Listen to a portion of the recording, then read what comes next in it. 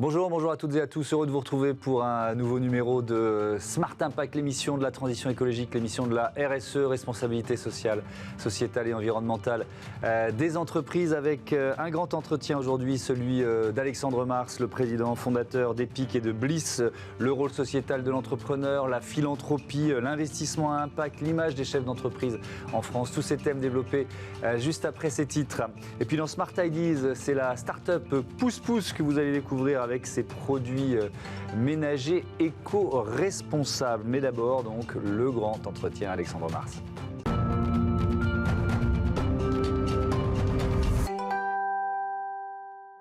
Bonjour Alexandre Mars, bienvenue, heureux de vous accueillir. Vous êtes donc le fondateur, le président de Bliss et Epic, mais alors ce ne sont pas les premières entreprises que vous créez, vous avez commencce à l'âge de 17 ans, c'est ça ? Oui Thomas, j'ai commencé jeune, 17 ans, avec cette volonté assez tôt d'utiliser ce qui allait devenir peut-être un talent, mais en tout cas c'était une envie à 17 ans de créer, de construire. Oui. Qu'est-ce qui a changé dans votre vision du business depuis cette première entreprise créée à peine majeure ? En fait, tout a changé, mais c'est surtout le regard des autres. Oui. Quand vous avez 17 ans, et puis il faut revenir à il y a 25 ans, et que vous créez une entreprise, les gens ne s'attendent pas à ça. Ils attendent que vous puissiez rentrer dans une grande entreprise, faire autre chose. Donc c'est surtout par rapport au regard des gens. Et puis le regard des gens a changé également. L'entrepreneuriat aujourd'hui est un facteur clé, même qui est quelque chose qui est partagé par le plus grand nombre. Les chiffres sont incroyables. Il y a plus de 10 millions de Français aujourd'hui qui veulent devenir entrepreneurs. Thomas, qui veulent devenir entrepreneurs. Oui. Il y a 25 ans, même le terme entrepreneuriat était un terme qu'il fallait expliquer. Donc c'est aussi par rapport aux autres. Aujourd'hui, je suis juste un parmi tant d'autres. Il y a 25 ans, c'était un peu différent. Donc il y a le regard des autres qui a changé, mais votre regard sur le business, est-ce qu'il a changé aussi, créé, je ne sais pas, est-ce que c'est, on peut dire quand on a dit ça, je ne sais pas dans quel état, je n'étais pas dans votre tête, mais est-ce que vous vouliez, j'en sais rien, gagner de l'argent, devenir riche et célèbre, enfin vous voyez ce que je veux dire ? Bien sûr, alors c'est vrai que ça a totalement changé. Alors le mien, mais c'est là aussi, à l'époque, il y a 25 ans, c'était un modèle où pour réussir, il fallait avoir la grande voiture, la carte de visite qui allait bien, le bureau seul, et c'est vrai que 25 ans après, cette vision du succès, c'est ça dont on parle, a changé. La vision du succès, vous le savez bien, c'est une thématique forte dans votre émission, c'est l'impact, le sens qu'on donne à tout ça. Et évidemment, ce sens-là a bien changé. Il y a 25 ans de ça, le succès, Thomas, c'était le nombre de zéros dans le compte en banque. C'était ça le succès. On était à l'époque des Bernard Tapie, des Berlusconi, de cette vision du succès qui était une vision peut-être qui fonctionnait à l'époque, c'est l'époque de Milton Friedman. C'est Milton Friedman qui était plus âgé que ça, mais dont les principes de Friedman qui disaient très simplement, vous savez quoi, vous créez de la richesse, vous arrêtez là, et ce sera les actionnaires qui utiliseront la richesse dans la manière dont ils veulent. Il n'y a aucun sens dans ça, et ce sens-là est en train d'être aujourd'hui dans tous les strates de la société, pour les entrepreneurs, pour les chefs d'entreprise, pour les salariés, pour l'ensemble des différentes strates, c'est le succès. Mais créer de la richesse et de l'emploi, parce que c'est évidemment, c'est aussi et souvent surtout ça, être chef d'entreprise, c'est déjà beaucoup. Alors ça, c'est une vision que j'ai, en tout cas une discussion que j'ai souvent eue avec des entrepreneurs qui pouvaient me dire, moi, mon impact que j'ai eu, Alexandre, ça a été de créer des emplois. Et en créant des emplois, j'ai pu, comme ça, aider des familles et puis aider l'écosystème. Et ils ont raison. Il n'empêche qu'aujourd'hui, on ne peut pas uniquement se dire je fais une entreprise ou je crée une entreprise qui a aucun impact, qui va détruire certaines visions de la planète. Mais j'ai créé de l'emploi parce que j'ai des bénéfices. Et c'est vrai que c'est là une évolution qu'on voit au quotidien qui fait que c'est en train de changer. Et c'est en train de changer, pourquoi ? Parce que la consommatrice et le consommateur a changé. Les chiffres sont intéressants. 84% des personnes qui sont en position d'acheter des produits disent si je ne me reconnais pas dans la marque, si la marque ne fait pas des choses qui pour moi sont pertinentes et positives, je peux changer. C'est-à-dire que je peux acheter un produit concurrent. Il y a 10 ans, il y a 15 ans, 20 ans de ça, Thomas, vous savez bien, ce n'est pas le sujet. Vous ne posez même pas la question. Et donc, c'est aussi ça. Je parlais de Milton Friedman pour rester sur les personnes qui sont d'un autre temps. On prend cette évolution de l'espèce. Et quand on parle de l'évolution de l'espèce, on voit que c'est aussi des sujets qui démontrent qui nous sommes aujourd'hui. On évolue les chefs d'entreprise évoluent, nous en tant que consommateurs, on évolue. Alors, vous avez créé Epic 2014, start-up à but non lucratif. C'est quoi la mission d'Epic? Déjà, dans la sonorité, c'est drôle, start-up à but non lucratif. Oui, parce que c'est vrai que l'association du mot start-up et du monde de l'humanitaire. L'objectif est très simple, c'est d'arriver à connecter deux mondes, un monde de personnes qui possèdent, qui ont envie de s'engager, qui m'ont souvent dit « j'aimerais faire plus, j'aimerais utiliser mon succès, j'aimerais utiliser mon travail, mon intelligence pour aider les autres ». Et de l'autre côté, vous avez des sociétés humanitaires, des associations, des ONG, qui elles font un travail incroyable, mais le lien entre ces deux populations est assez faible, assez tenu. Et bien aujourd'hui, Epic va connecter ces mondes-là en utilisant des principes très business dans la sélection des organisations, des associations, dans la manière de les présenter, pour qu'en fait, on arrive à changer des trajectoires de vie. C'est ça le point important, Thomas. Aujourd'hui, il y a beaucoup, et vous le savez très bien, beaucoup de problèmes, beaucoup de souffrances, beaucoup de difficultés.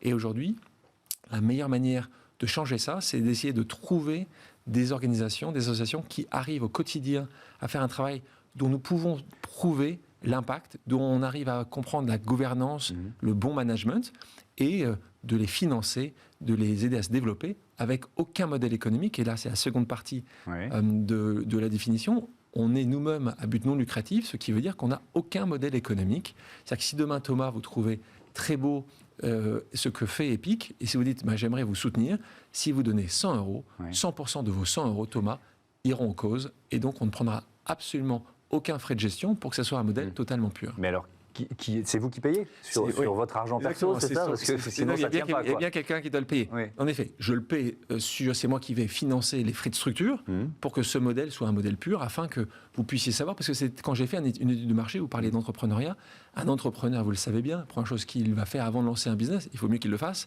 c'est une étude de marché. Poser la question, mais comment ça se passe? Est-ce qu'il y a des gens qui vont être intéressés par le produit?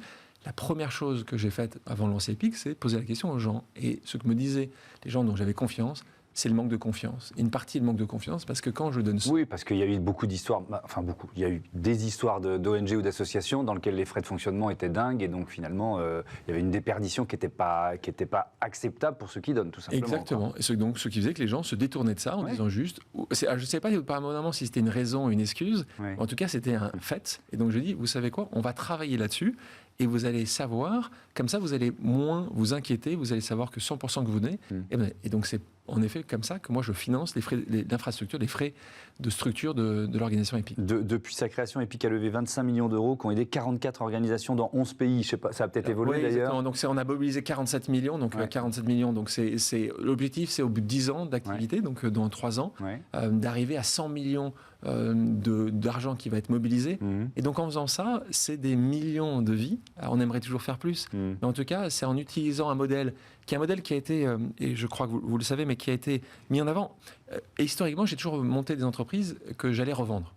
Et donc, c'était mon modèle depuis que j'ai 17 ans. Chaque fois, je montais une entreprise avec un objectif de vendre cette entreprise. Pour la première fois de ma vie avec Epic, j'ai développé une entreprise avec aucun modèle économique, Thomas. Donc, je sais que je ne peux pas la vendre. Et donc, ce qui est important pour moi, c'est le partage. C'est tout ce qu'on a pu essayer de développer, qu'on a développé, de quelle manière on va le partager. Il y a 3 ans de ça, il y a un peu moins de 3 ans d'ailleurs.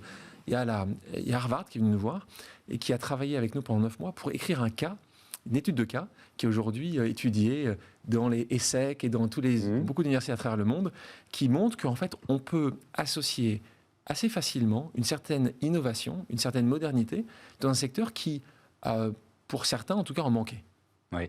Un exemple français d'organisation que vous avez aidé, c'est Simplon. Pourquoi Simplon? Alors Simplon, c'est une organisation qui va aider. Donc déjà, ce que nous faisons, vous le savez, on aide à changer de trajectoire de vie pour les jeunes et les enfants dans 11 pays du monde. Simplon, qui travaille en France, mais dans d'autres pays, en fait, utilise le code. Donc, on va former des jeunes qui sont souvent ne vont plus à l'école après 16 ans et qui vont se dire, il n'y a pas grand-chose qui m'intéresse. Le code intéresse encore beaucoup les gens parce que vous arrivez 16 ans, même sans diplôme, même sans une capacité exceptionnelle en histoire, en français, en anglais, vous allez pouvoir rapidement être formé, avoir une formation et pouvoir, et vous le savez, c'est un besoin aujourd'hui fort des entreprises, trouver des codeurs, trouver des gens qui vont pouvoir développer Et bien ça, c'est un modèle assez facile qui répond à un besoin avec des résultats d'impact. Très intéressant. Alors, je viens maintenant à Bliss. Bliss. C'est un fonds de capital risque. Donc là, ça fonctionne comment? Et puis peut-être aussi dans quel secteur? Est-ce qu'il y a des secteurs spécifiques dans lesquels vous investissez? Bien sûr, donc c'est un fonds de capital risque. On parlait d'Epic. Epic, pour moi, je fonctionne souvent avec, on va dire, des verticales. Epic, pour moi, c'était un sujet de la solidarité et comment on peut essayer de développer une meilleure solidarité. Et je fonctionne toujours avec des solutions. Pour moi, il existe quelque chose, il doit y avoir une solution et il doit y avoir une demande. Bliss, c'est une finance positive. Je suppose que l'ensemble des gens qui nous regardent aujourd'hui se disent la finance d'avant, c'est-à-dire la finance du loup de Wall Street, c'est peut-être celle-là où on a grandi, qu'on a vu, c'est pas celle qui nous passionne, c'est pas celle qui nous fascine et c'est celle qu'on essaie de s'éloigner. Ouais. La finance positive existe et donc c'est ce qu'on essaye de démontrer au quotidien avec Bliss en disant on va pouvoir financer, soutenir des entrepreneurs qui veulent avoir un vrai impact positif, mais cette fois-ci avec un modèle économique. Eh bien, ça existe, ces entrepreneurs sont de plus en plus nombreux. C'est des entrepreneurs comme des entreprises comme Brut, en parlant de médias, ou Too Good To Go, pour tout ce qui est gaspillage alimentaire. Ces entrepreneurs qui disent dans leur modèle, et là, c'est pas, on revient sur Friedman à la fin en disant on va avoir du succès, et on verra ce qu'on en fait avec notre succès. C'est dans le cœur du modèle que vous allez intégrer un impact. Et donc, vous choisissez les entreprises dans lesquelles vous investissez en fonction de leur impact positif. Hein. C'est pas simplement réduire son impact, c'est vraiment avoir un impact positif. C'est ça la logique. Alors, la logique, c'est de se dire, sur tout ce que nous faisons, qui nous sommes chez Bliss, nous allons regarder ça. Je vous donne un exemple. Bliss est le premier fonds d'investissement qui est B Corp. Alors, vous connaissez ce sujet-là parfaitement. Donc, modèle, c'est un label, c'est un des seuls labels qui existe, qui est mondial aujourd'hui, qui prouve que quand vous parlez d'ESG, Thomas, c'est réel. Parce qu'on peut parler d'ESG comme de plein de choses, mais quand vous regardez derrière, en fait, c'est un label, ils viennent auditer sur le E, sur le S et sur le G, et donc Bliss est devenu le premier fonds, maintenant quasiment, ça fait 18 mois de ça, fonds B Corp. Et donc ça, c'est des sujets qui sont importants parce que ça prouve aux autres, c'est-à-dire aux investisseurs potentiels, à des LP, donc des gens qui pourraient investir, que c'est faisable, qu'il n'y a pas d'un côté un succès économique et de l'autre une vision positive de la société. Et quand je dis ça, pourquoi un succès économique? Je ne l'ai pas précisé. Ça fait maintenant 6 ans, j'ai créé Bliss au même moment qu'Epic, et on a 38% de TRI, donc net par an. C'est-à-dire que chaque année, on a un taux de retour sur l'argent déployé qui est très important. Pourquoi c'est essentiel? Parce que sinon, souvent, quand les gens vont parler d'impact ou de mission, on va dire « Oui, mais vous n'arrivez pas à tout faire. » Et ben, on arrive à démontrer que si vous financez, si vous soutenez les bons entrepreneurs avec les bons projets, ces projets-là vont avoir plus de succès. D'accord, donc mais elles deviennent quoi ces plus-values que vous finalement réalisez Merci Thomas grâce pour à des bons choix? C'était une très bonne question. Plusieurs impacts en interne. Toute personne qui rejoint et qui travaille chez Bliss s'engage à redonner 20% de ce succès, de ces bonus, de ces plus-values à des causes sociales.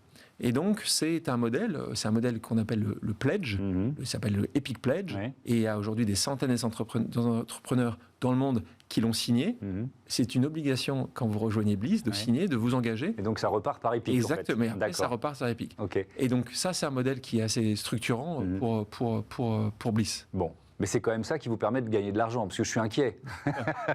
Depuis le début.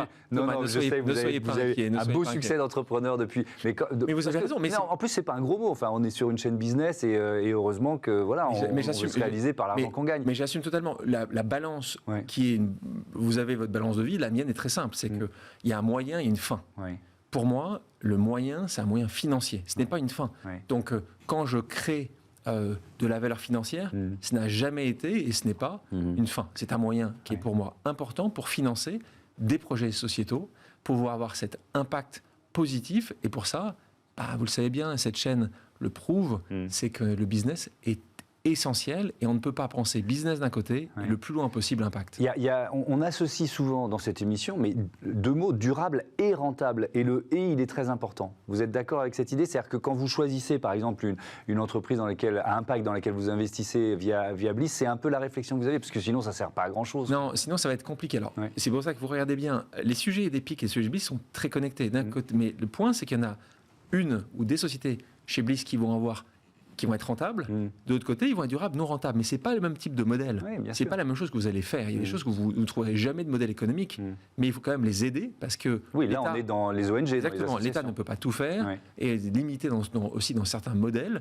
Et donc aujourd'hui, c'est la manière de faire. Et vous avez raison, quand vous voulez avoir un succès, si on prend des exemples que vous connaissez parfaitement, mais regardons le succès d'une entreprise comme C'est qui le patron, eh ben, on arrive à démontrer... Ici, évidemment, bien sûr. Bah, quand vous parlez avec Nicolas Chaban et ses équipes, ils arrivent à démontrer que oui, on peut avoir un succès économique incroyable et en même temps avoir un impact positif et avoir une durabilité du modèle. Et bien oui, c'est faisable. Mais C'est qui le patron?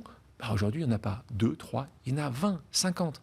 Et ces entrepreneurs qui se créent, pas uniquement les jeunes de 25 ans, tout entrepreneur aujourd'hui se dit, mais comment aujourd'hui je peux fonctionner différemment et changer les codes qu'on nous a appris, en tout cas les codes que vous et moi, et beaucoup de gens certainement qui regardent cette émission, ont vu, ou en tout cas ont pensé que ces codes n'étaient pas changeables. Oui, c'est ce qu'on a appris dans les écoles de commerce notamment. D'ailleurs, est-ce que cet enseignement, il est en train de changer, ça aussi on en a parlé ici, mais est-ce qu'il faut qu'il change un peu plus rapidement d'après vous? L'entrepreneuriat doit être mis, pas à toutes les sauces, je ne devrais pas dire ça, mais en tout cas doit être beaucoup plus étudié, je le vois, pour avoir la chance de souvent aller parler à des étudiants. Première question que je pose aujourd'hui, tout le temps, qui veut devenir entrepreneur? Quel que soit, que ce soit une université en province, que ce soit une grande école à Paris, mais c'est incroyable. C'est plutôt l'inverse. Qui ne veut pas devenir entrepreneur? Aujourd'hui, et cette question que je posais il y a 10 ans, ou il y a 20 ans, à chaque fois, c'était il y a 20 ans, il n'y en avait pas. Il n'y en avait pas, Thomas. Il y a 10 ans, il y en avait quelques-uns. Aujourd'hui, c'est tout le monde. Est-ce que les cours sont adaptés par rapport à ça? Ils le deviennent de plus en plus. Et tous ne le deviendront pas. Faisons attention, entrepreneurs. Il ne faut pas qu'ils aient tous une pression. Et puis l'entrepreneuriat aussi, c'est important. On n'est pas uniquement être l'entrepreneuriat tech, vouloir être à Station F. Il n'y a pas que ça, l'entrepreneuriat. Il peut être en province. L'entrepreneuriat, il peut être non-tech ou low-tech. Ce n'est pas uniquement ça qui est important. Ce qui est important, Thomas, c'est d'arriver à définir c'est quoi sa mission, pourquoi entreprendre, pourquoi, et c'est l'émission de votre succès. C'est ce que vous disiez, vous avez tellement raison en introduction. Réussir n'est pas uniquement d'avoir la plus grosse voiture du voisinage. Ça me rappelle la Rolex à 50 ans. Et ben voilà, c'était le message. C'est le thème de votre livre « Ose, tout le monde peut devenir entrepreneur » qui a été publié l'an dernier chez Flammarion. Est-ce qu'on vous a souvent dit « ça ne marchera jamais » Je voudrais qu'on parle un peu de l'échec, de la notion de l'échec en France, dans l'éducation ou dans peut-être même la culture française. Alors c'est vrai que la culture française, mais culture européenne d'ailleurs, Thomas, c'est une culture qui n'aime pas l'échec. Et alors la difficulté aussi, c'est que elle n'aime pas non plus le succès. Et c'est là où on se trouve un peu dans un modèle un peu compliqué, c'est que si vous avez trop de succès, c'est un peu compliqué. Et puis si vous avez trop d'échecs, il y a aussi compliqué. Donc c'est très différent des États-Unis où les Américains encensent le succès, mais encensent l'échec. C'est ça qui est assez intéressant. C'est en train d'évoluer parce que vous ne pouvez pas être entrepreneur sans, si ce n'est frôler l'échec, parfois vraiment faire ses erreurs, avoir l'échec. Et aujourd'hui, c'est ça. L'échec, c'est les prémices d'un succès. Il faut souvent être pas loin d'un souci. Et je suppose, Thomas, que vous avez eu vos échecs. Et c'est ça qui fait que vous êtes qui vous êtes aujourd'hui. Et je pense qu'il faut arriver à le mettre en avant. Et évidemment, et moi aussi, j'ai eu mes échecs. Et plus vous arrivez à les accepter, à les valider, plus normalement, la seconde fois, vous allez être meilleur. Et je repose la question sur cette formule « ça ne marchera jamais ». Parce qu'il y a souvent un entourage. Alors ça peut être un frein ou un aiguillon, d'ailleurs, quelqu'un qui vous dit ça ne marchera jamais, ton idée, tu ne te rends pas compte. Souvent c'est un frein. Les gens après peuvent dire, ah oui, donc j'ai eu encore plus envie de réussir. Quand vous n'êtes pas totalement sûr de vos idées, c'est quand quelqu'un, souvent un proche, vous dit, tu ne vas pas quitter ton entreprise, les gens c'est un frein plutôt qu'un aiguillon. Maintenant, ça m'est arrivé certainement, mais en fait, comme je doute assez peu, Thomas, peut-être que je les écoute pas vraiment. Mais c'est pour ça que quand vous vous lancez, et c'était l'objectif de Ose, c'est un guide. C'est le guide que j'aurais aimé avoir il y a 20 ans de ça, un guide pour les entrepreneurs. Je suis allé voir mes propres histoires, mais je suis allé voir une trentaine d'entrepreneurs, tech et non-tech, en disant, raconte-moi comment toi tu as fait. Exactement les questions que vous posez ça. Par rapport à l'échec, par rapport à l'association, comment trouver de l'argent, pour apporter cet outil-là au plus grand nombre. Parce qu'en fait, il y a des tricks, il y a des manières de faire. Et en fait, que ce soit entrepreneur tech, pas tech, social, c'est une grande communauté. Vous l'avez dit, la France est un pays de créateurs d'entreprises, avec une vraie volonté de créer cette entreprise. Mais est-ce que les Français le savent ? voyez, vous comprenez ma question, c'est-à-dire que est-ce qu'on n'est pas quand même encore de temps en temps dans l'image du patron, presque du patron du 19e, quoi. Je voyais Germinal sur France 2, ce qui est une très bonne série d'ailleurs, mais bon, j'ai parfois l'impression d'entendre dans la bouche de certains interlocuteurs publics des discours qui sont encore très 19e sur le patron. Vous voyez ce que je veux dire? Et bien sûr, mais c'est vrai que ça commence à changer, ça prend du temps, ça change. Je pense que les chiffres sont là, vous parlez des 10 ou 11 millions de Français qui deviennent entrepreneurs. Ce qui est intéressant, c'est qu'il y en a quasiment 1 million qui le deviennent. Oui. C'est le premier pays d'Europe en termes de création d'entreprises. Moi, j'aime bien les cocoricots. Je suis assez heureux de ça. Et c'est vrai qu'il faut peut-être encore plus l'encenser. Il est possible que c'est vrai que le pouvoir public soit un peu éloigné de ça de temps en temps. C'est aussi une génération qui va évoluer et qui voit aussi que c'est en train d'arriver. Il ne faut pas tout le temps, également, et c'est là où il faut faire aussi attention, opposer l'entrepreneuriat aux entreprises. Un chef d'entreprise, aujourd'hui un employé, a aussi une vision différente de l'employé d'il y a 20 ans. Donc c'est pas uniquement tout en haut, c'est sur tous les niveaux en fait, de l'entreprise. Mais ça rejoint ce qu'on disait tout à l'heure sur le sens. Finalement, les entrepreneurs eux-mêmes sont en train de changer, alors par volonté, par changement de perception de leur métier, aussi avec la pression des consommateurs, la pression des collaborateurs. C'est-à-dire qu'il y a ce mouvement des raisons d'être, par exemple, qui s'est lancé grâce à la loi Pacte en France. Ça contribue à changer l'image de l'entrepreneur aussi. Mais bien sûr. On est sur un modèle, je vous parlais tout à l'heure de l'évolution de l'espèce, c'est Charles Darwin. Je vous parlais du 20e siècle, 19e siècle. Quand on parle de darwinisme, c'est ça. C'est que les gens évoluent soit parce qu'ils pensent vraiment, parce que c'est en eux, soit ils se rendent compte que sans ça, ils vont perdre pied.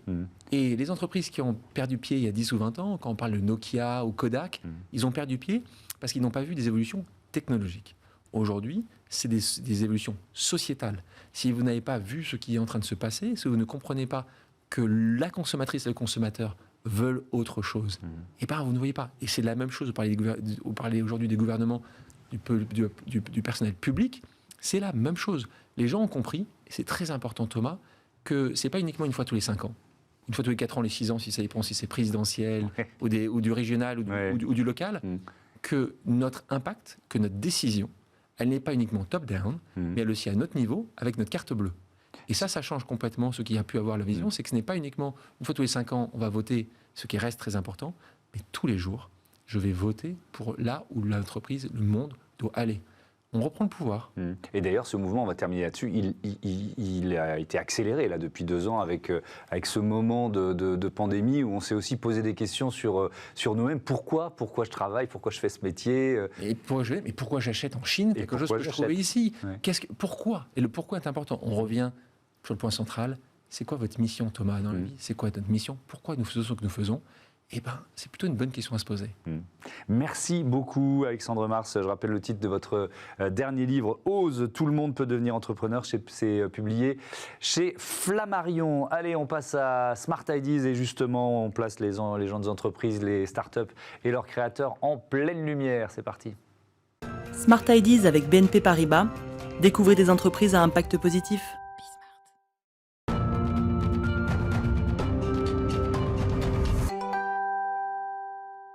Smart Ideas, tout de suite avec Grégoire Bessas de Chastenay, qui est cofondateur de Pousse Pousse et de Pure Pills. Bonjour, vous êtes avec nous en visioconférence. Alors la première question de cette séquence, elle est traditionnelle. Vous l'avez créé quand, avec qui et avec quelle idée? Tout simplement en 2018 pour Pousse Pousse avec mes 2 amis d'enfance, Romain Ibanez et Louis Vial.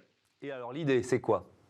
L'idée, c'est tout simplement accompagner les gens dans une transformation de consommation plus éco-responsable et donc avec beaucoup de do-it-yourself. Et c'est pour ça que derrière est venu Pure Pills. Alors Pure Pills, on va en parler dans un instant. Il y a eu d'abord une première gamme de produits d'entretien, c'est ça? C'est ça, exactement. Avec Pousse Pousse, on a exploré avec du do-it-yourself pour pouvoir faire ses propres produits d'entretien. On a fait une première version de ces produits innovants. Et puis, on a tout retravaillé, reformulé et créé une marque dédiée pour cela. Alors, ça s'appelle Pure Pills. C'est quoi Pure Pills? Expliquez-moi. Tout simplement, c'est la révolution des produits ménagers. Aujourd'hui, une bouteille de produits ménagers est composée à 80 à 90% d'eau. elle est dans une bouteille à usage unique. Et donc, on a condensé la matière active sous forme de pastille qu'on va diluer dans l'eau pour ne plus jamais jeter de bouteilles en plastique à usage unique. Et pour faciliter aussi le transport, ça améliore notre bilan carbone, ça améliore aussi le côté de la livraison, mais aussi l'usage vraiment d'un produit ménager.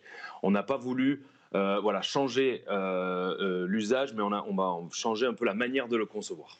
Oui, c'est vraiment la conception. Ça a demandé combien de temps de recherche et développement pour finalement concentrer les principes actifs de ces produits ménagers? Une dizaine de recettes par produit et 1 an de développement. Ça veut dire qu'il y a une bouteille ou une pilule par usage, en quelque sorte? C'est ça, exactement. On a 6 produits, donc on a un vitre et miroir qui va vraiment être spécialisé pour faire briller la vitre et le miroir. On a la salle de bain qui va aussi avoir un côté anti-calcaire. On a un dégraissant cuisine. On a un produit pour le sol et on a un produit qui est multi-usage et un antibactérien. C'est quoi votre modèle économique et surtout peut-être votre réseau de distribution aujourd'hui? Aujourd'hui, essentiellement, c'est sur le digital, puisque nous, on est digital native avec Pousse-Pousse. Donc, pour nous, c'était plus facile le digital. Mais on va aussi élargir au niveau des professionnels et aussi après du retail, concept store et grande distribution. Quelles difficultés vous avez rencontrées finalement pour mettre au point ces principes actifs, peut-être aussi pour choisir l'emballage, parce que voilà, c'est une dimension importante de votre projet? C'est très très important. En fait, on a eu quelques contraintes au niveau de l'emballage pour qu'à un moment donné, on puisse préserver surtout l'efficacité du produit et aussi le fait que ça puisse être duré dans le temps. Donc voilà, c'était vraiment tous ces aspects-là. Aussi par la concentration aussi du produit, le fait qu'elle ne s'effrite pas. On aurait pu partir sur de la poudre, mais ça nous permet d'avoir un dosage vraiment qui soit parfait au niveau de la pastille, de maîtriser le temps de dilution. Et on a aussi voulu aller un peu plus loin en proposant une bouteille qui soit végétale. C'est pas parce que je vous enlève du plastique que je vais vous vendre du plastique. Donc c'était aussi notre credo. Et surtout, en fait, même les marques les plus vertueuses sont dans des bidons en plastique. Donc aujourd'hui, au XXIe siècle, je pense que c'est une hérésie. Et donc c'était vraiment d'essayer d'assembler l'aspect écologique, l'aspect économique, mais aussi l'efficacité en premier lieu. Oui, parce qu'elles sont faites de quoi, vos bouteilles, vos bidons, ils sont faits de quoi? C'est de la badass de betterave, donc c'est des résidus industriels. Et tout ça, c'est fait par une start-up aussi française partenaire. C'est vraiment une innovation sur cette bouteille-là. C'est une bouteille végétale sans pétrochimie. Comment vous voyez la suite, les perspectives de croissance pour Pure Pills? C'est vraiment de structurer. Nous, on a fait une première levée de fonds cette année. On va en faire une deuxième, je pense, courant de l'année 2022 pour pouvoir structurer et accélérer le développement. On sent que même au niveau des professionnels, il y a une demande au niveau des professionnels de nettoyage pour avoir quelque chose de plus vertueux, de réduire en fait l'espace, de réduire aussi la contrainte de la personne qui fait le nettoyage. Voilà, parce qu'une petite pastille, de l'eau et vous attendez 6 minutes pour recréer un produit. C'est aussi cette innovation. Merci beaucoup, merci Grégoire Bessas de Chastenay. Bon vent à Pousse-Pousse, bon vent à vos Pure Pills. Voilà, c'est la fin de cette émission. Un grand merci à toutes et à tous de votre fidélité à Smart Impact, mais aussi à Bismart, la chaîne des audacieuses et des audacieux. Salut à toutes et à tous.